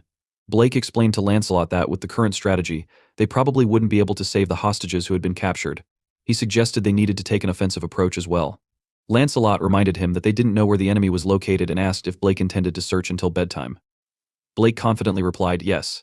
The senior squad leaders shouted in anger, saying there was no way he could conduct a search in such a short time, and adding that the villagers wouldn't cooperate in their current state. Blake remained calm and told them they could search if they used the detection barrier technique. One of the seniors asked, "What is a detection barrier technique?" Blake demonstrated it, explaining that it was a barrier technique capable of detecting targets within a certain range. By transforming the barrier into particle form, it could grasp the shape and movement of objects it touched. He added that the technique could detect not just people and monsters but anything with a physical form. Despite his explanation, one of the seniors grabbed him by the collar in anger, shouting that he was lying. The senior insisted that barrier techniques were only capable of creating barriers and could never have detection abilities. Remaining composed, Blake closed his eyes and cast the technique. Without looking back, he calmly stated, "One of you is yawning, and the other is drinking," referring to the two seniors behind him. The seniors were shocked and demanded to know how he knew that. Still unable to believe him, they accused him of being in cahoots with others. Fortunately, Lancelot intervened, assigning Blake's squad the task of locating the monster's lair and rescuing the hostages. The senior leaders were stunned and furious, but Lancelot explained that involving rookies in the attack wouldn't change the situation. Instead, assigning them a task with even a slight possibility of success was more logical. Lancelot then loudly announced that the operation would begin at night during bedtime. He ordered the leaders to give instructions to their squads, and they all replied with a firm yes. Later that night, Blake and his squad walked through the forest. Sven, excited, told him he couldn't believe Lancelot had entrusted such an important role to rookies. He remarked that Lancelot was certainly taking a bold move. However, others disagreed, saying it was the opposite. Lancelot probably believed they wouldn't succeed. Clara nervously asked Blake if he could find the monsters with his power. He replied with a simple yes, but added that the range of his detection barrier technique wasn't very wide, so they would need to move around a bit. Sven marveled at him, saying, "You're still an extraordinary old man." Therese, however, remarked that she wasn't even surprised anymore. Clara silently stared at Blake, thinking to herself how amazing he was. She was equally impressed by his barrier techniques. When she was with him, her heart raced, and she felt a sense of excitement she couldn't explain. On the other hand, in the village, the squad members were sleeping on the carriage, while in one of the houses Lancelot lay in bed, seemingly asleep. Monsters armed with knives crept into the house and slowly approached him. They raised their knives, aiming to strike down in unison. However, before they could touch him, one of the monsters was hurled out of the house. Lancelot stood up from his feigned slumber, wondering aloud why there were only a few level 3 lizardmen. He thought they were underestimating him. Minutes later, explosions rocked the houses in the village as the squad members fought the lizardmen, mocking them as weaklings. Their taunts ceased when they heard the sound of heavy footsteps. Turning, they were shocked to see level 4 orcs approaching. One of the orcs charged forward, swinging its massive hammer. The hammer struck 2 magicians in the back, sending them flying. They crashed to the ground, cursing as the orcs closed in. Just as the orcs seemed unstoppable, a powerful fire spell struck the lead orc in the face. It was Lancelot. He asked the magicians where the other monsters were. They thanked him, but one of the magicians, trembling with fear, told Lancelot to look behind him. When he turned, he saw the level 6 orc lord looming over him. The magician, recognizing the strength of a level 6 monster, stutteringly shouted to the others not to worry because they had the invincible Captain Lancelot. Lancelot leapt into the air, gathering air magic in his left hand and fire magic in his right. He aimed at the orc lord and released both spells simultaneously. The combined magic engulfed the orc lord and its orcs, reducing them to ashes. Lancelot continued channeling his overpowering magic until there was no trace of the monsters left. Once satisfied, he landed safely on the ground. The senior magicians cheered loudly, shouting that Lancelot was as amazing as they expected.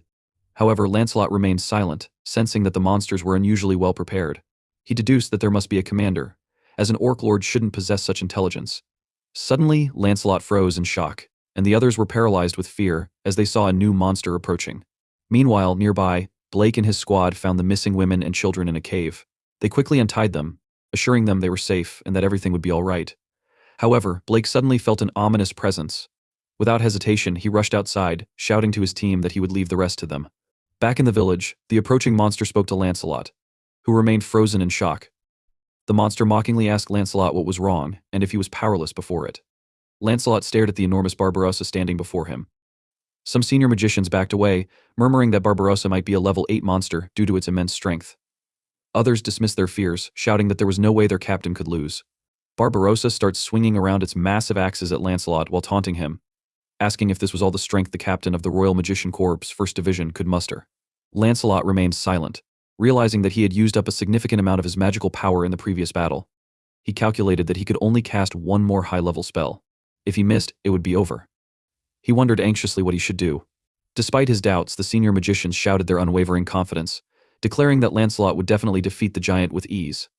Lancelot dodged Barbarossa's attacks, steeling himself with the thought that he was the invincible Lancelot and couldn't lose to anyone. However, Barbarossa timed his jump perfectly and struck him, slamming him into the ground with such force that it caused an explosion. The impact left the other magicians calling out to him in worry. Barbarossa raised its axe, declaring that it was over. It swung the weapon down with tremendous force, shattering the ground beneath. Barbarossa grinned, thinking it had secured victory, only to be stunned when it saw Blake standing in front of it, blocking the attack. Blake calmly said, "Looks like he made it in time." The senior magicians were in disbelief as they witnessed Blake stopping Barbarossa's massive axe. They questioned aloud what was happening, unable to comprehend the scene before them.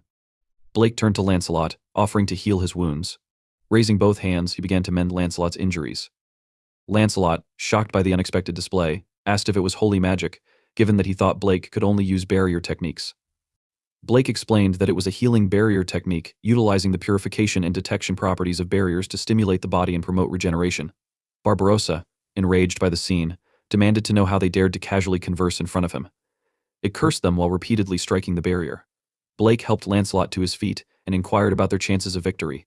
Lancelot admitted that high-level magic could secure their success, but it required time to charge, and Barbarossa's vigilance could render it ineffective. Blake assured Lancelot that he would create an opening, causing Lancelot to question whether he planned to rely solely on defensive barriers. Lancelot expressed concern that Barbarossa would notice the high-level magic being prepared. Blake dismissed the concern, stating that he intended to fight, leaving Lancelot astonished and questioning how a defensive barrier technique could be used in combat. Blake brought his hands together, channeling energy to create a soft barrier around his feet. He positioned himself carefully before leaping with the enhanced strength of the barrier-augmented jump. As he soared, he cast a large magic circle ahead of him and pierced through it, coating his body in a sharp and thick barrier. Barbarossa, noticing the attack, attempted to evade, but it got struck so hard that rolled in the air, before crushing into the ground hard, leaving the senior magician stunned and questioning whether he had truly managed to knock down the giant monster. Barbarossa quickly recovered, warning Blake not to get overconfident. However, before Barbarossa could react further, Blake appeared in front of it with blinding speed. His fist, encased in a hardened barrier, struck Barbarossa square in the face. Blake then shouted for Lancelot to act. Without hesitation, Lancelot gathered his remaining magic, unleashing an overwhelming attack with both hands aimed at Barbarossa. The combined power engulfed the monster, burning it alive. Barbarossa roared in agony before collapsing, lifeless. The magicians erupted into cheers, celebrating their victory over the enormous foe. Lancelot, exhausted, descended to the ground and remarked that they had somehow managed to succeed. However, fatigue overtook him, and he began to collapse. Blake caught him just in time, helping him remain upright. Blake commended Lancelot's incredible magic, and Lancelot returned the praise. One of the magicians, however, interjected with excitement, exclaiming that Lancelot was invincible and his magic was unmatched. Others echoed the sentiment, claiming that Lancelot could have easily won without Blake's involvement and accusing Blake of attempting to steal the glory. Lancelot, frustrated, began to defend Blake, but Blake interrupted. He insisted that maybe Lancelot could have achieved victory on his own, surprising Lancelot. Addressing the magicians, Blake reminded them that Lancelot was human, not perfect, and that no matter how strong he was, he remained mortal. Blake questioned whether comrades should not fight together and support one another. One of the magicians, angered by Blake's remarks, grabbed him by the collar and accused him of mocking Lancelot. Blake calmly grabs the man's hand, firmly tightening it. He stated that he understood the pain of fighting alone and the comfort of having allies. Blake added that there was no such thing as a flawless human and that Lancelot, like anyone else, was a person with a heart. The magician, visibly unsettled, withdrew and left in anger. Blake sighed, clearly frustrated by the situation. Later, the hostages were safely returned to the village. The village chief, admitting to being threatened, apologized for his earlier actions. Despite the resolution, the true identity of Barbarossa remained unknown, leaving an ominous shadow over the events.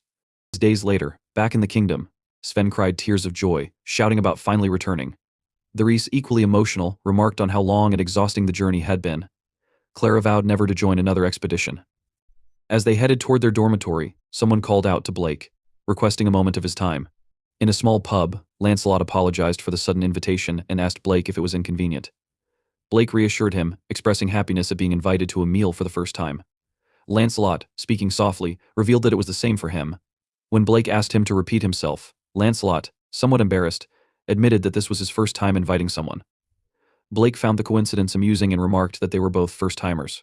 Lancelot agreed, suggesting that since they were off-duty, Blake could drop the formalities and address him by name. Blake agreed, reciprocating by asking Lancelot to call him by his name as well. Raising his mug, Lancelot proposed a toast, to which Blake replied with enthusiasm, suggesting it be for the two of a kind. Lancelot added that it was for two imperfect people. They clinked their mugs together, laughing and chatting like old friends. For the first time in a long while, Lancelot felt the weight of his worries lift, and thanks to Blake, he was able to smile like a carefree child. The next day, he walked down the street, stretching his arms and smiling. It had been a while since he'd had a full day off, and he thought to himself how nice it was to walk around town alone sometimes. As he strolled, he reflected on everything that had happened recently. For a time, he hadn't been sure how things would turn out, but thanks to Alice, he now had his current life. Lost and thought about how he needed to thank Alice, someone suddenly ran toward him. Before he realized it, a lady accidentally bumped into him. They both immediately apologized, and he worriedly asked her if she was hurt. When he looked at her face, he froze in recognition. Just as he was about to say her name, she grabbed his hand and pulled him away without explanation. A moment later, the Kingdom Knights appeared nearby, questioning each other about whether they had found their target. Unable to locate her, they ran off, speculating about where she could have gone. Once the knights were out of sight, the lady sighed in relief. She turned to him, apologizing for dragging him into the situation. She explained that the knights had been incredibly persistent. Removing her cape, she revealed her face fully, and he couldn't help but smile as he recognized her. It was Alice. Cheerfully, she greeted him, saying it had been a while and mentioning that she had heard about his achievements. Embarrassed, he replied that he hadn't done anything special. Curious, he asked why she was being chased. Alice hesitated for a moment before proudly admitting that she was running away from her responsibilities. She explained that preparations for the Demon King's defeat celebration were underway, along with countless other events she was being forced to participate in. She went on to complain about having to meet hundreds of important people, create endless documents, and respond to fan letters. He stuttered a response, commenting that it all sounded tough, but Alice quickly shot back that the word tough didn't even begin to describe it. She added that Etta and the others had also been called to help but didn't have nearly as much work as she did. Frustrated, she lamented that, as the hero, her workload was nothing short of murderous, and that the others seemed to be trying to work her to death. She finally declared that she'd had enough and didn't care what happened anymore. Seeing her frustration, he thought to himself that Alice needed a change of pace. He interrupted her complaints, calling her name and asking if she wanted to hang out with him. Alice seemed surprised, asking if it was really okay. He reassured her that it was, adding that she had done a lot for him and that he wanted to thank her properly. At first, Alice seemed taken aback by his offer, but after a brief moment, her expression brightened. She enthusiastically agreed, visibly excited by the idea. A little while later, they arrived at a picturesque spot. He looked around in awe, remarking that he hadn't known such a place existed near the royal capital. Alice, clearly proud, revealed that it was her favorite spot, and that she often came there when she wanted to be alone. Hesitant, he asked if it was really okay for him to intrude on such a personal place. Alice dismissed his concern with a simple response, telling him it was fine because he was special. She then pulled something out of her bag, announcing that her lunchbox was making its appearance. He opened it to find a perfect sandwich layered with egg, burger patty, tomato, special sauce, and lettuce. Amazed, he commented on how delicious it looked. Alice, with a hint of pride, told him that she had made it herself. Noticing there were 2 sandwiches, he asked why there were extras. Alice stammered in response, brushing off the question and telling him to just eat it. Smiling, he decided not to press further and took a bite. The taste surprised him, and he happily told her that the sandwich was delicious and that she was a good cook. Alice, pleased with his compliment, remarked that she might not look it, but she was quite domestic. She then asked if it seemed odd for a hero to have such skills. He quickly assured her that he didn't find it strange at all, putting her at ease. Alice began to share her past with him, explaining that before becoming a hero, she was just a simple village girl living in a rundown village. She described herself as an ordinary girl who was handy and good at housework, but lacked any special powers. One day, however, everything changed when she received a revelation and the blessing of the goddess Altria. From that moment on, she became a hero.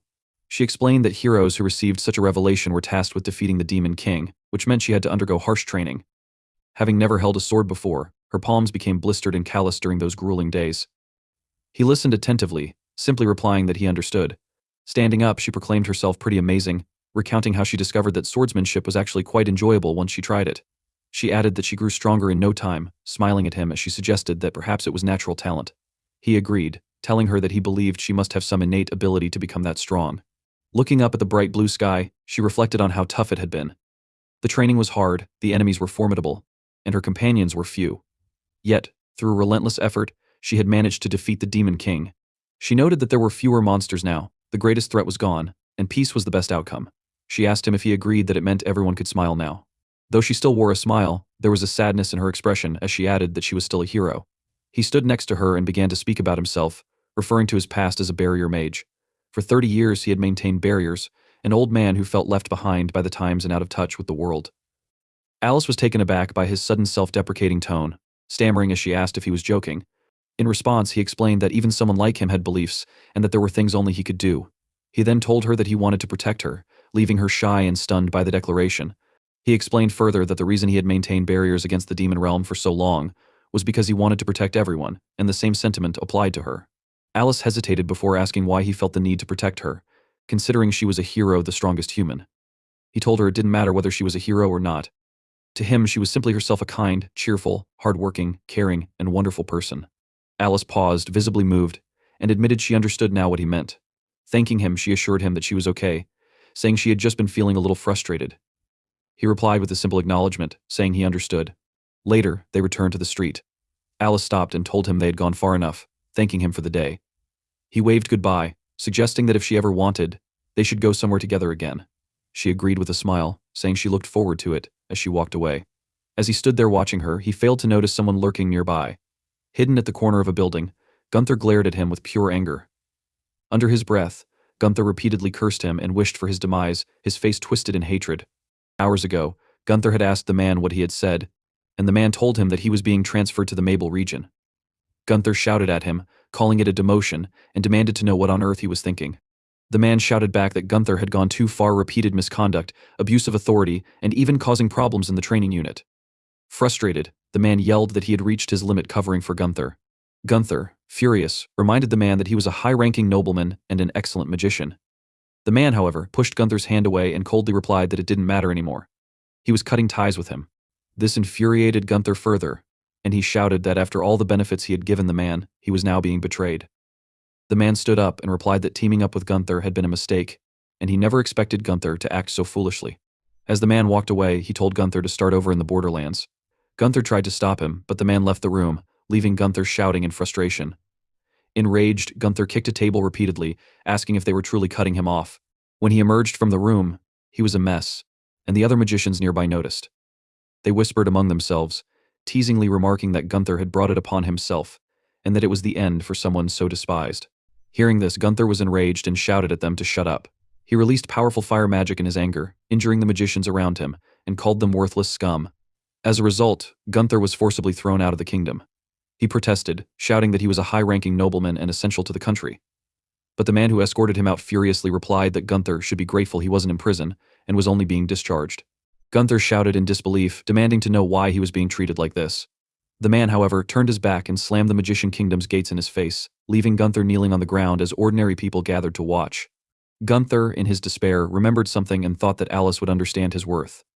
He had fallen in love with Alice at first sight and dreamed of fighting by her side. He aimed for the position of captain, hoping she would notice his charm.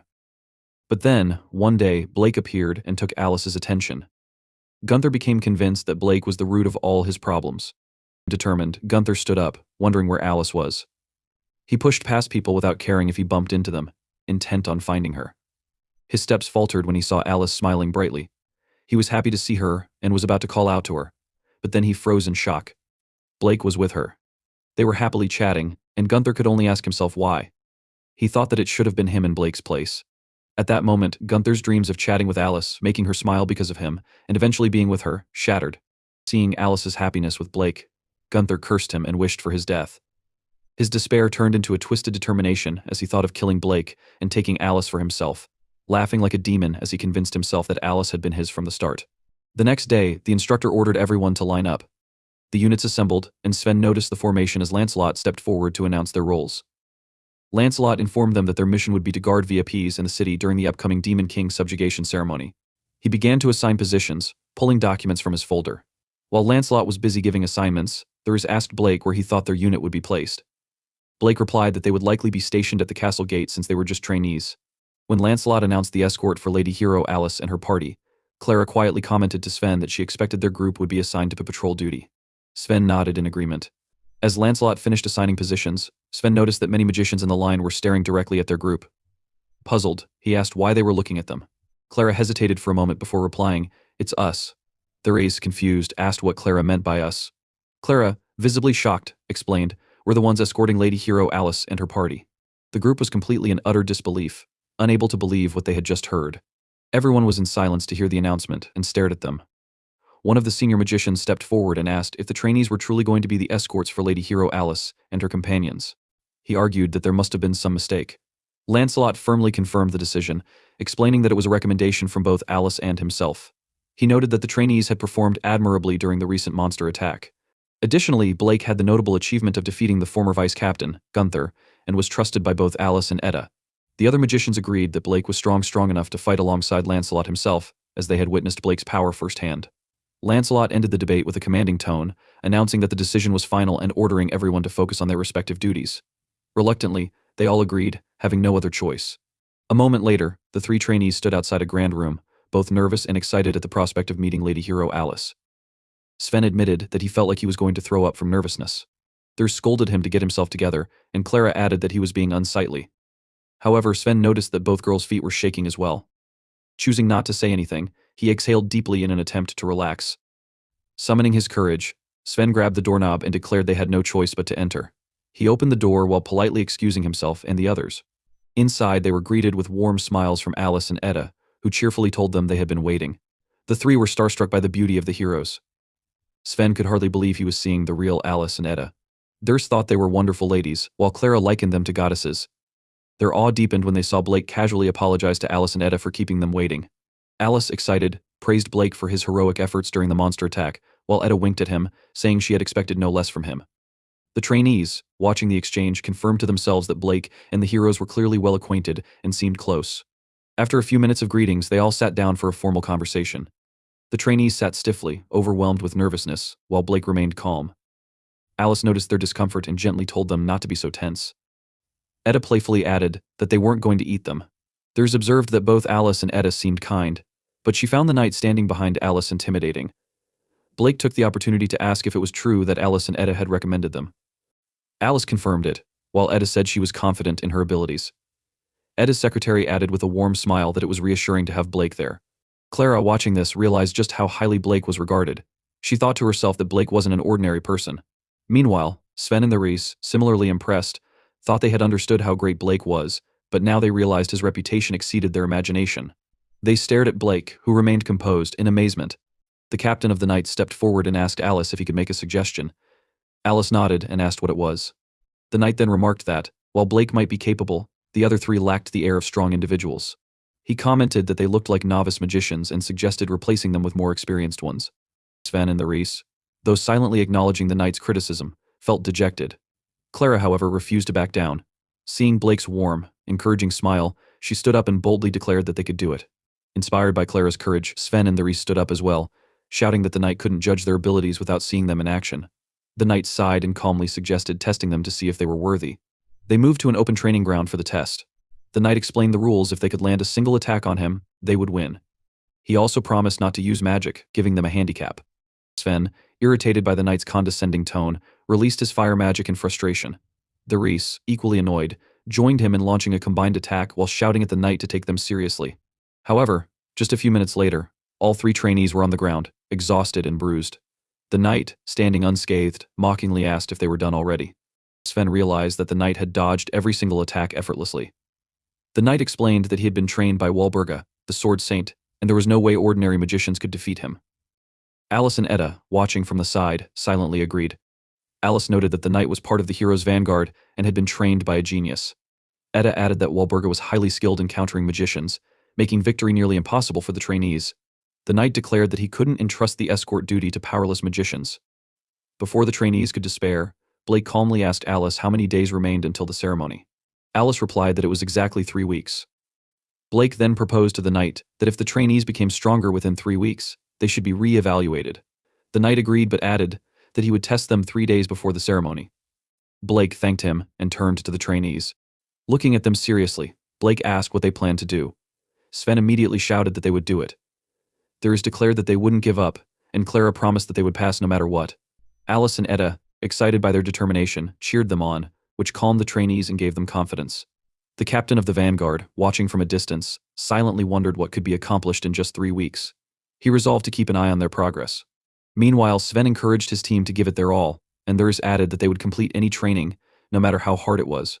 The next day, in Mecha Forest, the trainees encountered strong, armed monsters. Despite their determination from the previous day, they were now running for their lives, screaming, "We don't want to die."